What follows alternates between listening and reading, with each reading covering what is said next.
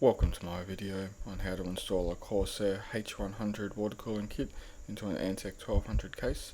It doesn't quite fit very well, but this is a guide on a professional installation. First thing you need to do is in the video is you start screwing the case fans into the water cooling kit and you leave the screws loose. You need everything loose to fit it in, and then you screw everything tight afterwards. So here I am putting in a screw. So I use a little pointy nose pliers, and then I use a small screwdriver to go through the fan. I screw the screw in and keep it loose. As you can see, there's still plenty of movement. This is the key to the installation. Make sure everything is loose before you try and fit it. It will not fit if it's tight. So here, screwing in the fans, everything is still loose, and the key is keep your screws loose. So as you can see, it's actually fitted in there quite well. When you first try and put it in, it doesn't look like it's going to fit at all. But if you just go nice and slowly and start putting all the screws in loose, it will fit. So here I am, I'm starting to tighten up the screws for the fans first. So we need to get the fans screwed in tightly first, and then once all of the fans are screwed in, we then remove the screws, one or two at a time, and then poke the thin screwdriver through the fans to do up the screws that are holding the water cooling kit.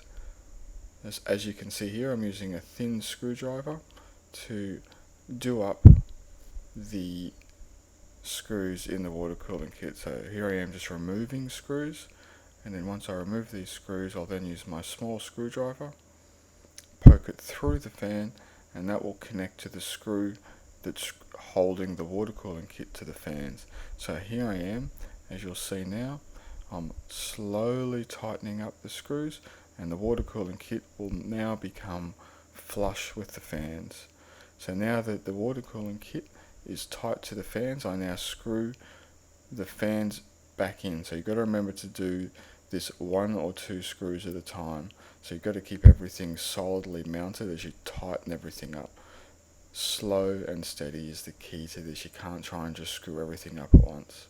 So here I am again, screwing up the screw from the fan to the water cooling kit, and once I've done this up, I'll then put my two screws back in.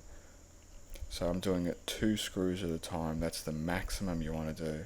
So here I am doing up another screw to the water cooling kit, and then once I do this one up, I'll then put the screw back into the fan. Here we go.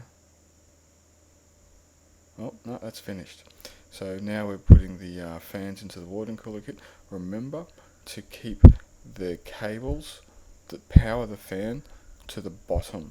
You want to try and keep the length of cable from the fan to the power socket as short as possible and as direct as possible. You don't want the fan sticking all over the place. So as you can see, both of the power cables are in the one spot in the bottom middle.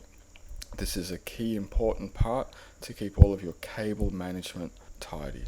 You put the back plate on in the correct position, and then you slowly screw it up, and then you put the water block on, and then you need to follow a pattern. So once you do up the screws and get them firm, you then follow a pattern of corner to corner like this, diagonal corner to corner, and then basically that slowly tightens up the water block onto the processor.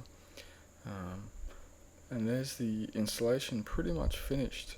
So don't forget, you also need to screw up the fans. So I'll leave this type of thing to the last minute, just make sure everything fits in.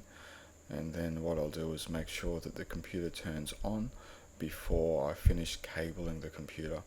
It's a good idea to check that everything works before you spend hours cabling everything and then you have to pull it apart. So almost finished here, and here's the finished product. So this is a professional install of the water cooling kit. You've just seen me do everything, and it's quite easy to do.